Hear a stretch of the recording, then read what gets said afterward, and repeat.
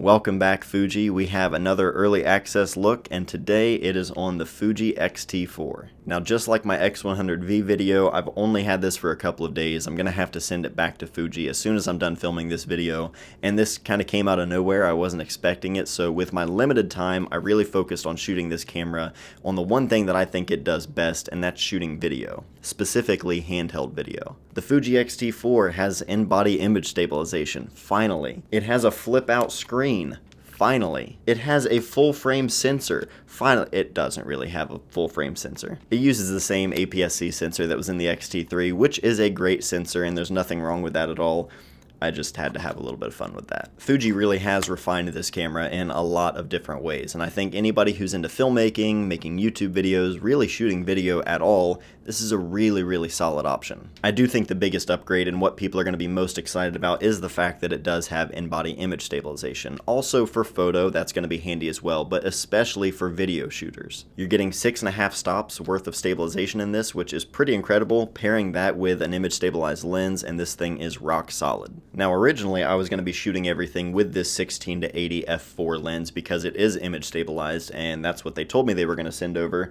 But to my surprise, they also included this Fujinon 18-55 t2.9 cinema lens, and I have just been shooting with this the entire time. This is actually the only time this lens has been mounted on the camera. I've been shooting everything with this because this lens is incredible. As a matter of fact, let's change this up. There we go. Beautiful. And again, with the flip out screen, there we go. Boom. I could vlog like that if I wanted to.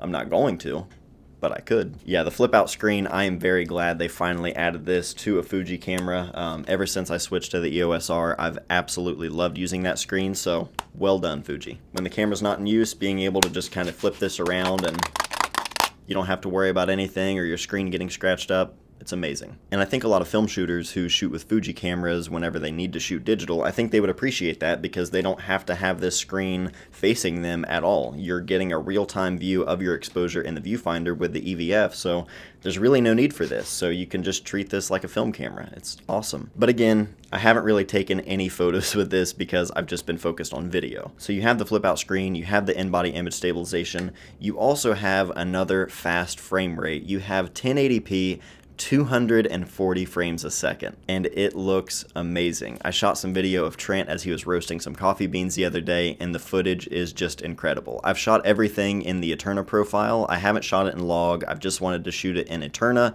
and not color grade it. I'm not going to tweak anything at all, so that way you guys can see exactly what it looks like straight out of camera. And I shot all of these with the 18-55 cinema lens, which isn't image stabilized, so just keep that in mind. Everything that you're seeing from here is only using the in-body image stabilization, nothing on the lens, and no kind of tripod or gimbal or anything like that, so it's pretty awesome. Obviously the slow motion will kind of hide some of that jittery shake, but I've shot plenty of stuff in 24p as well, and it looks great. Having a big lens like this, it's not like unbearably heavy, but it does add plenty of weight, and just being able to hold the camera from the lens itself, that's definitely added a lot of stabilization in itself because it's not so shaky and jittery.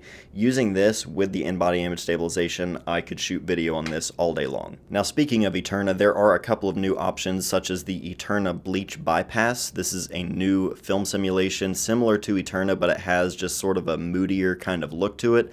I'm going to be honest, I'm not really a fan. I really like the Eterna profile. I'm not really crazy about this, but some people might really like this and it might fit your needs better than it would fit mine. Another change I really like is the fact that you can jump from stills to movie mode with this single switch around the shutter speed dial. It used to be over here on the left and you would have to kind of find it on all of these different options here. Now it's just a quick switch and all of your settings for video mode are all locked in. So now you don't have to basically rearrange all of your dials as you're shooting and switching between photo and video.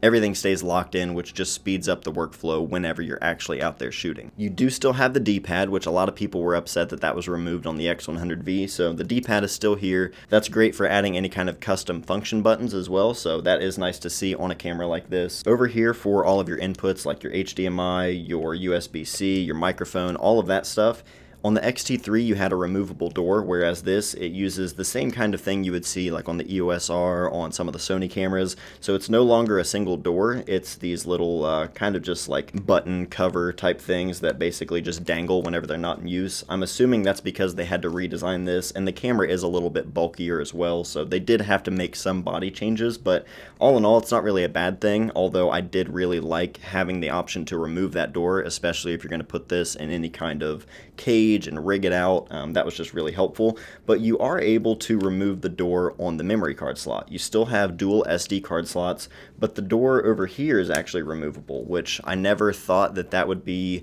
something people would even want. I asked Fujifilm what's the reasoning for removing the door to the memory card slot. That never would have occurred to me, but again, I think that's probably just for people who maybe want to have this in a cage and that door would be blocked if they needed to get to it. So I guess that's a thing now. I've never seen anything like that on a camera before, but it is here on the X-T4.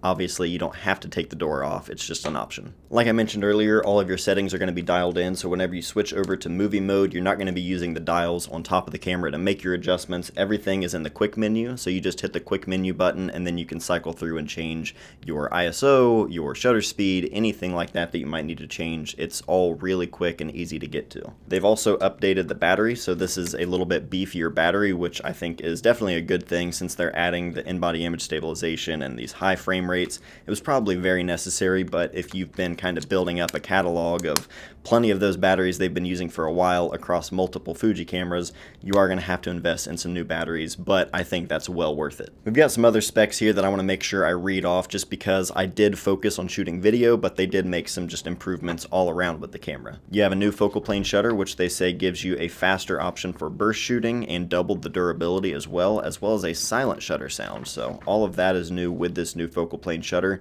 It's 30% more silent shutter sound and comfortable shutter feeling, and the durability has been doubled. On the X-T3 it was rated at 150,000 actuations of the shutter, now it's up to 300,000 on the X-T4. New battery, like I said, it's a larger battery, so you're getting more frames per charge. The Viewfinder and LCD, you actually have a few features as well. So low light priority, it's going to adjust the display brightness to make subjects and shadows easier to see, so if you're filming in low light that could be really helpful. The resolution priority gives you the option to increase the resolution of the display to make details easier to see. Again, maybe if you're manually focusing, that could probably come in handy. And frame rate priority, the refresh rate for the EVF is increased, which is going to smooth out the motion. Again, the movie function, 1080p at 240 frames per second. That is amazing to see. On the X-T3, you can only go up to 120 frames a second, so you're doubling that, and it definitely looks awesome. You also have digital image stabilization, so this is to correct image blur between frames by shifting the cropping position, which this does require a 10% crop as well, so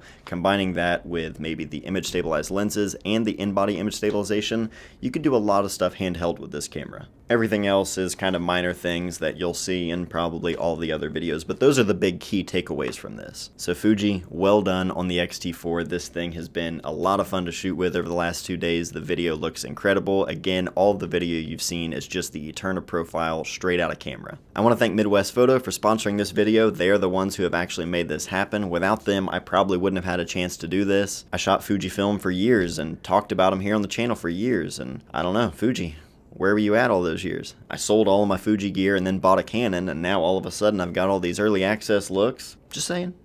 That's all. I'm totally kidding. Fuji, I appreciate you letting me do this. It's been a lot of fun, and I've really enjoyed using the X-T4. And again, big thanks to Midwest Photo for sponsoring this episode. Midwest Photo is a great shop up in Columbus, Ohio. They have a huge inventory and tons of helpful staff there. I've been going there for years. Whether you shoot film or digital, they've got you covered. They also have an in-house darkroom that you can rent, as well as a rental department that is fully stocked. So whether you need to use something for a job and you don't want to just outright buy something for one particular job, or if you want to try something out before you buy it, the rental department is a great help with that. If you'd like to pre-order the X-T4, there is a link down below. Again, big thanks to Ken and everybody at Midwest Photo for all of their support here on the channel. So that's it. My time with the X-T4 has come to an end. I've really enjoyed shooting with it. Am I switching back to Fuji? No, I'm all in on the Canon system. I'm very happy there, but this is still a very, very good option for people. So definitely check this out. I've always loved Fujifilm cameras. X-T4, a worthy upgrade. So if you guys have any questions or thoughts of your own, please leave them in the comments down below. If you enjoyed this video, be sure to give it a like and subscribe if you haven't already. We've got new videos every Monday at 8 a.m. Eastern Standard Time, but that's it for today. So thank you guys for everything. Thank you for watching, and I'll see you guys next time.